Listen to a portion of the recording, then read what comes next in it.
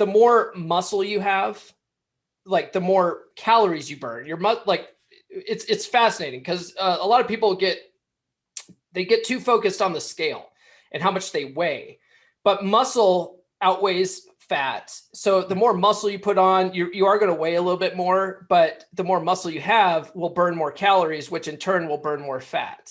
Yeah, and you can get scales that will show you all of that. They'll show you what percentage of it. They take the sweat from your feet and I'm not even quite sure how it does it, but it will be able to tell you what your muscle mass is, what the fat percentage is, and what your weight is. And some of them will even do bone mass as well.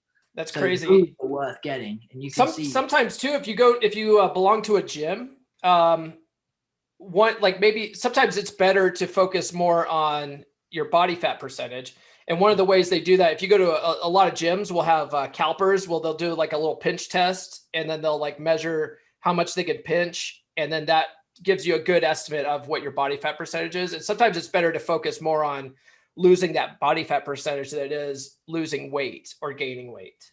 Always. Because you could be losing muscle. We'll say that again. You could be losing muscle and not realizing it. You can, yeah. Especially so guys that like want to really bulk up, right, and get like real big. Most women don't. Most women want to be lean. But guys that want to get like big and buff, if they're doing a lot of cardio, that actually is it's aerobic. It actually will cause you to lose a little bit of muscle mass if you're doing too much cardio. So guys that want to bulk up, instead of doing cardio like running and stuff like that, like I've heard that it's better to do circuit training, where you're doing a lot of weightlifting exercises, but you're taking less breaks in between those exercises. You're going from one exercise to the next because that burns calories, but you're still bulking. You know what I mean? Yeah, so that's like HIIT and Tabata and stuff like that. That's one of my favorite things to do. I love doing that stuff.